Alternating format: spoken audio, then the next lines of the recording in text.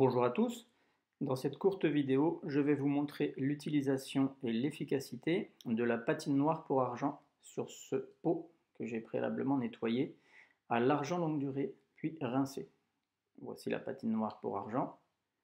Ici, j'ai préparé un mélange avec 90% d'eau et 10% de patine. On peut bien sûr corser ou diluer la préparation en fonction du résultat souhaité et des tests qu'on aura fait.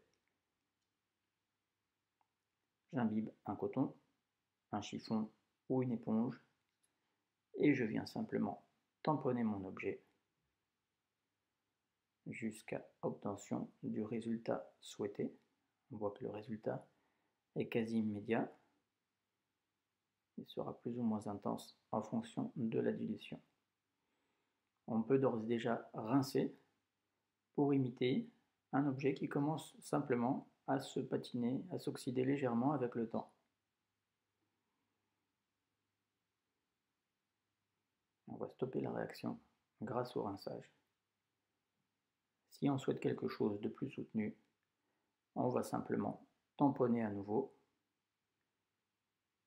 pour intensifier la patine et on peut frotter pour estomper les nuances dues au tamponnage. Plus on va laisser l'objet tel que sans rincer, plus la patine va s'accentuer. Voici avant et après. Lorsque je suis satisfait du résultat, je viens à nouveau rincer à l'eau, tout simplement.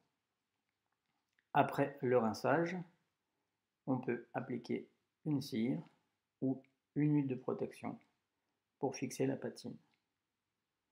On peut aussi utiliser le produit pur, mais bien que la réaction soit plus spectaculaire, il faut procéder à des tests parce que quelquefois, au séchage, elle s'éclaircit et devient à peine plus soutenue qu'en utilisant un mélange. Voici, pur au coton. On voit que le résultat est beaucoup plus intense et beaucoup plus rapide. Il est bien sûr fortement conseillé de stocker le contenu du bac de rinçage et le mélange dans des bouteilles fermées hors de portée des enfants. Ils pourront resservir pour un futur projet ou être emportés à la déchetterie. Porter un masque, des gants et une tenue de sécurité appropriée. Merci à tous d'avoir suivi cette vidéo. Au revoir et à bientôt.